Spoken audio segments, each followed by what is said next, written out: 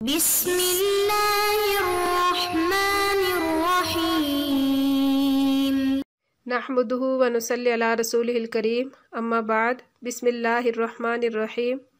اللہم صلی علی سیدنا محمد وعلی آلہ وسلم۔ سبق کی ابتدا کرتے ہیں۔ حدیث مبارک ہے لا یؤمن احدکم حتی یکون ہواہ تبعا لما جئت بہ۔ مشکل الفاظ کے معنی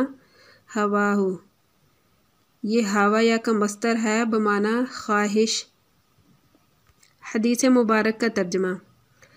تم میں سے کوئی اس وقت تک مومن نہیں ہو سکتا جب تک کہ اس کی خواہش اس چیز کے تابع نہ ہو جائے جس کو میں لے کر آیا ہوں۔ حدیث مبارک کی تشریح، تو حقیقی مومن وہ ہے جس کی خواہش دین کے تابع ہو جائے۔ تو مطلب یہ ہے کہ حقیقی ایمان اور اس کی برکات جب ہی نصیب ہوں گے جب کہ اس کی ہر خواہش سنت نبوی کے تابع ہو جائیں اور اس کی زندگی کا ہر پہلو خواہ اس کا تعلق اعتقادات سے ہو یا عبادات سے ہو یا عادات سے ہو، سب میں ہی دین و شریعت کار فرما ہو، تو ایسا شخص کامل ایمان والا ہوگا۔ جو ایسا نہ کرے تو اس کا ایمان کامل نہیں ہوگا۔ تو اس حدیث مبارک میں اصل ایمان کی نفی نہیں ہے بلکہ نفی کمال ایمان پر محمول ہے۔ جب آدمی نے آپ صلی اللہ علیہ وسلم کو اپنا نبی ہونے کا اقرار کر لیا تو اب ان کے بتائے ہوئے طرز زندگی اور طریقہ بندگی کو اختیار کرنا ضروری ہوگا۔ تو جس چیز کا آپ صلی اللہ علیہ وسلم نے حکم دیا ہے، خواہ اس پر عمل کرنے کو دل چاہے یا نہ چاہے، اس پر عمل کرنا ضروری ہوگا۔ اور اس طرح جن چیزوں سے آپ صلی اللہ علیہ وسلم نے روکا ہے، خواہ وہ نفس کے تقاضے کے خلاف ہی ہو، مگر اب یہ نفس کے تقاضے کو آپ صلی اللہ علیہ وسلم کے ارشاد کے تابع کرے گا۔ حدیث مبارک کی ترکیب، لا یؤمن فعل، احدکم، احد مضاف، کم ضمیر مضاف الیہ، مضاف الیہ مل کر فاعل، حتی حرف جار، یکون فعل ناقص، ہوا مضاف، ہو ضمیر مضاف الیہ، مضاف الیہ مل کر یکون فعل ناقص کا اسم،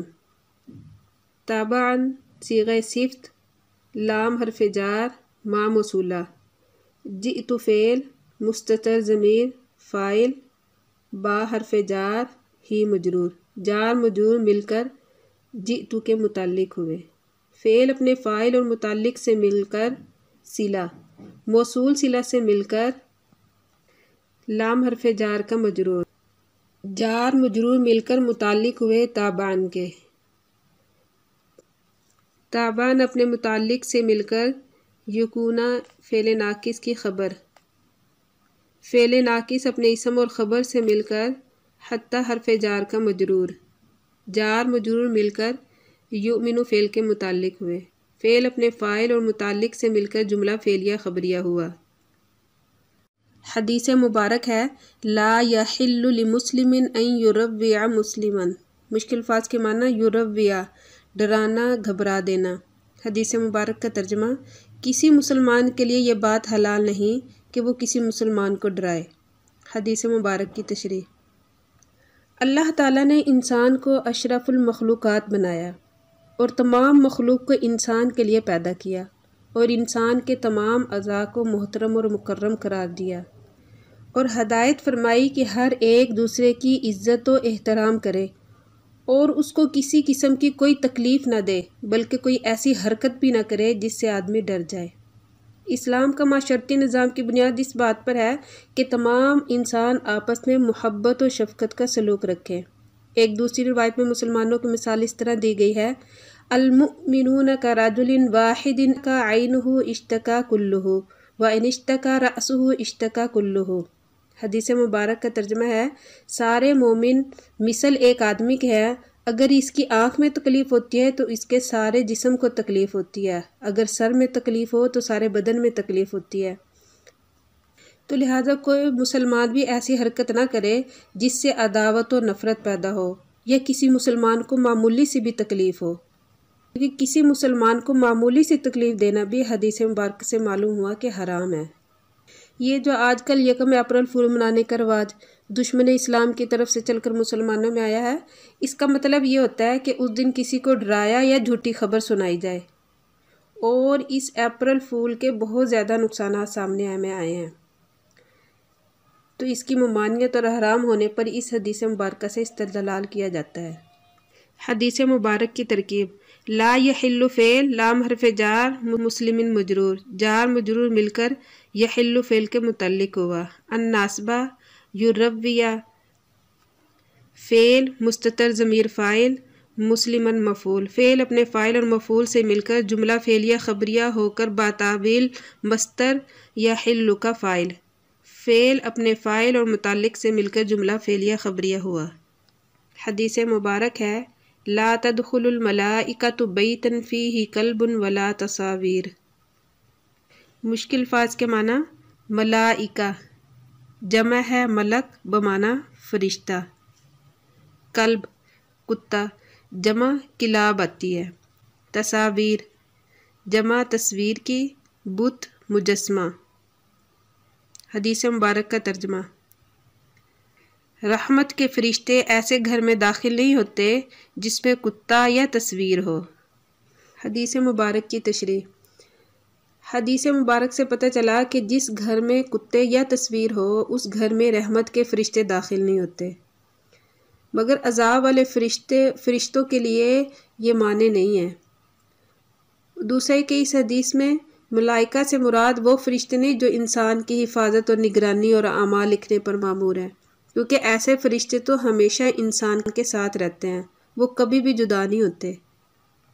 کیونکہ بعض کتوں کو احادیث میں شیطان کہا گیا ہے اور فرشتے تو شیطان کی ضد ہیں، اسی طرح فرشتے صفائی پسند ہوتے ہیں باخلاف کتے کے وہ گندگی کو پسند کرتے ہیں۔ اسی طرح فرشتے انسان کے لیے استغفار اور نزول رحمت کے لیے سبب ہوتے ہیں، کتے رحمت کے دور کرنے کے لیے سبب بن جاتے ہیں۔ اس لیے ہمیں اپنے گھروں میں کتے اور تصویر کو دور رکھنا چاہیے۔ حدیث مبارک ہے: لا یؤمن احدکم حتی اکون احب الیہ من والدہ وولدہ والناس اجمعین۔ حدیث مبارک کا ترجمہ: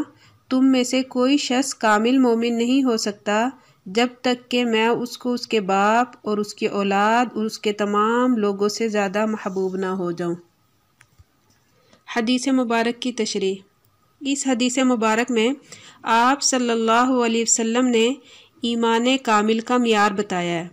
کہ آپ صلی اللہ علیہ وسلم اور آپ صلی اللہ علیہ وسلم کا طریقہ دنیا کی ہر چیز سے زیادہ محبوب ہو جائے، تب ایمان مکمل ہوتا ہے۔ اور محبوبیت کا معیار یہ ہے کہ دنیا کی کوئی طاقت سنت رسول صلی اللہ علیہ وسلم نہ چھڑا سکے، کیونکہ جب مسلمان نے محبوب صلی اللہ علیہ وسلم کو اپنے نبی تسلیم کر لیا تو اب نبی کی محبت جب تک اس کے دل میں سب سے زیادہ نہ ہو تو اس شخص کو آپ صلی اللہ علیہ وسلم کی تعلیمات پر عمل کرنا مشکل ہوگا۔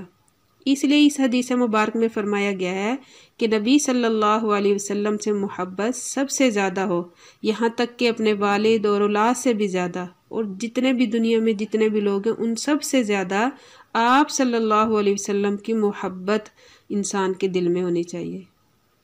کیونکہ آپ صلی اللہ علیہ وسلم کی محبت اگر ان سب سے زیادہ نہیں ہوگی تو نبی کریم صلی اللہ علیہ وسلم کے احکامات پر عمل کرنا مشکل ہو جائے گا۔ اور یہاں محبت سے مراد عقلی محبت ہے، نہ کہ طبعی محبت،